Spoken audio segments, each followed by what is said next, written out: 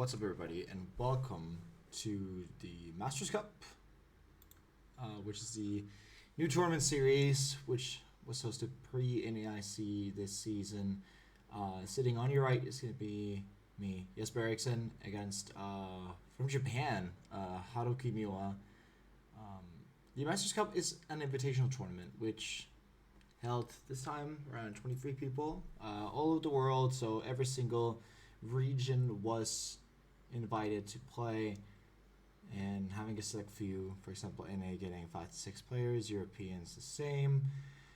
And yeah, it's going to be an exciting matchup here. I am playing Charizard Dragapult versus Haruki's Dragapult Dusknoir. So, Haruki starting Blood Moon into Badu is not the greatest, and I get to start with the start of Arven, and the mindset which I'm thinking of a lot here is, just use a G-Pawn. Yes, I know that I'm playing Team Evo in my deck, but is that really necessary once we come to the point of saying, well, if we can just leave this Ursaluna stuck there? So, with this set also being a best of one, everything else in this entire game. The tournament series says 5 rounds, best of 1 in Swiss, and best of 3 for, I think it was 60 minutes we agreed on for top cut matches. That includes the asymmetrical cut, which we also have in this tournament coming up at some point. Well, this is only round 1, so there's still a lot more rounds to go after this still. But yeah, getting a good start. Arven, Buddy Puffin, and getting to start the setup, getting there a little bit would have been great with double Buddy Puffin, but getting out Charmander, getting out GP, and slowly just checking through what do I have in deck. When we're playing best of 1 30 minutes, we do have the luxury of, well, there being ample time to check for stuff like that, whatever you have in your prizes, and to make the correct decisions, which is something that would definitely change coming into a top cut match, where actually we need to keep the pace up if you are to finish 3 games in 60 minutes. But there we go for it. Itchy Pawn onto the Blood Moon Ursaluna. And Haruki, being in a spot where Switch cannot be used, needs to start attaching some energies to that Blood Moon Ursaluna and start trying to set up behind it, while trying to set up as many, well, Dusclops and Dusknoirs as possibly can be. Otherwise, it just ends up being such a mess. Now look at the hand for Haruki. It is, as the same would be for my next turn, go ahead and get some Dracloaks and play, man. That's the name of the game currently is Dracloaks, energy attachments, evolutions of Dusclops. But yeah, no cloaks this time around. Do get to get the turn over to me, get to bench Charmander, and yeah, I'm just gonna steadily start to set up my board here. I am not in any hurry. The only thing I'm kind of hurrying myself for is to get Dracloaks out to make sure that we can actually do something. I do get to play Iono, so 6 cards to see Dracloak, perhaps. Doesn't look like it. Get to bench Monkey Dory. The Monkey Dory is like a really nice asset in this matchup, because it basically just means that whenever you're Dragapulting, you're able to actually just take out a bench Dracloak for them. So we're still in the same kind of spot. Haruki's sitting here. I'm just sitting behind Badu because I know that the Ursaluna is not going to come back. I'm pretty sold on the fact that Dragapult Dusknoir should not be playing Professor Turo's scenario, which means that for Haruki to get it back, it's rescue board plus energy, and that's a bit of a lot to ask for. So yeah, not too great. Do get to go Iono, and we're constantly just slinging Ionos at each other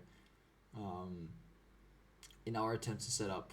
So Team Evo, not something you typically would see Dragapult Dusknoir anyways, but I mean, when Haruki plays it and he's sitting in this kind of position, then why not? Getting a double cloak does it before I do, and then I'll get going with the Ultra Ball. And yeah, gonna get out my first cloak on my own.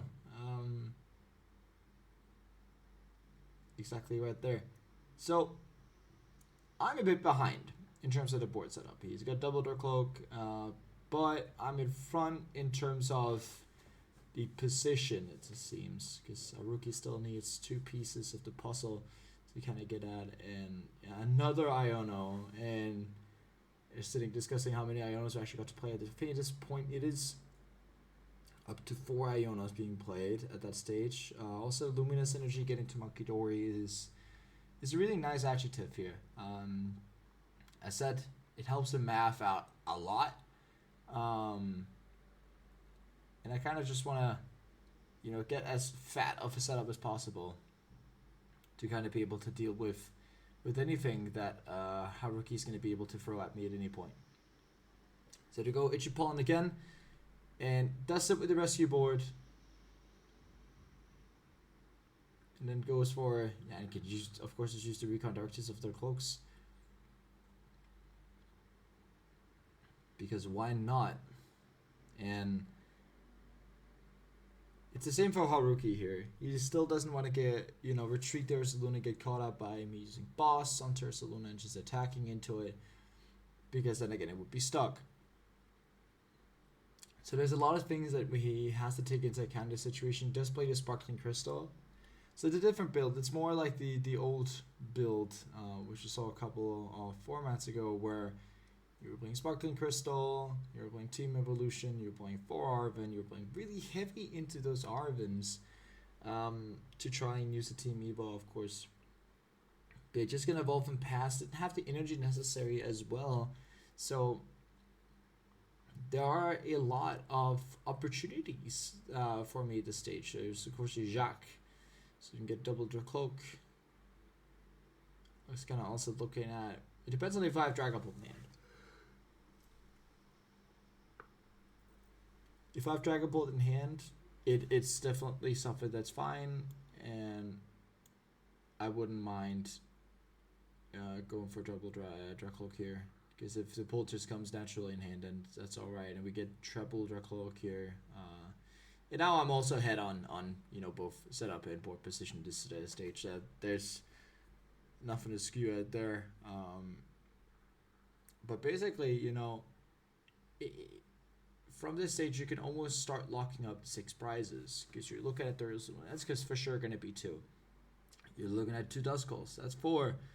And then after that, that's when we start having to find the last couple of prizes, right? And they're going to be easy enough to find. I'm not worried too much about that. Going to take out Duskull here. One of the more easier prizes to take.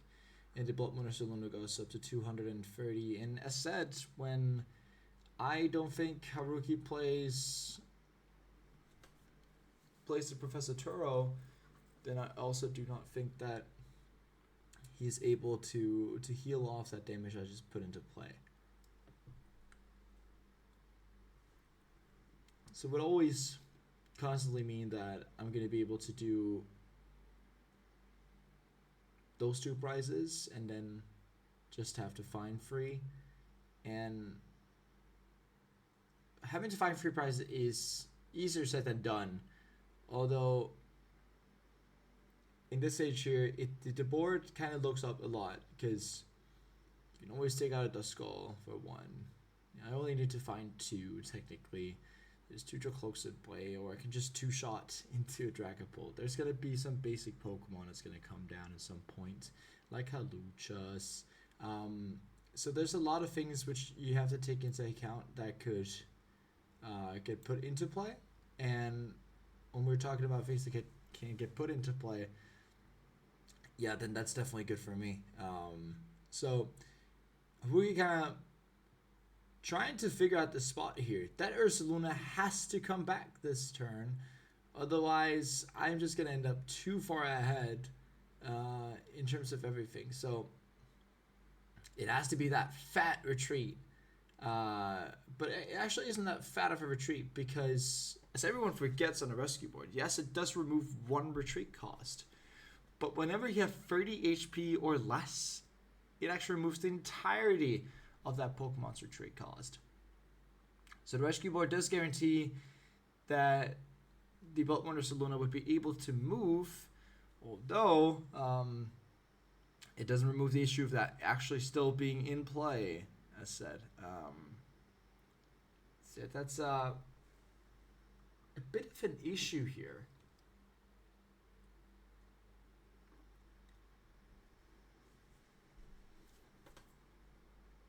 But there's a Lucha. There's an opportunity here where you can start looking at taking out Charmander. Also start putting damage on Badoo. He's going to go with that. Rescue board there. Retreat into the Dragapult. And counter catcher Monkey Dory, which is the most effective tool you have in this matchup, is to take out the monkey before it actually gets to get used.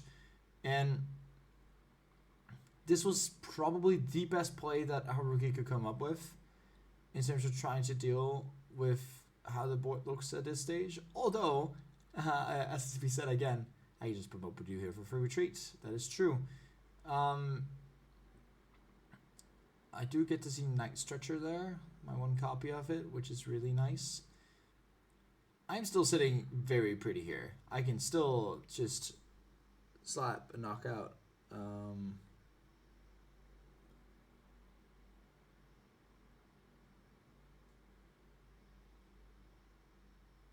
So I'm still not too fussed about this. Haruki can take 2 prizes with the boss next turn, which is like the only thing I'm sort of worried about. But really, other than that, I'm not too fussed about this position actually, and I'm able to use Counter Catcher, which I have 2 off in my deck. There's a lot of things I can still get to use in my deck, and we also get to Night Stretcher for that Monkey Dory, so we can reset up the Monkey Dory position. And Haruki was smart to remove the Charmander. It is definitely a big issue.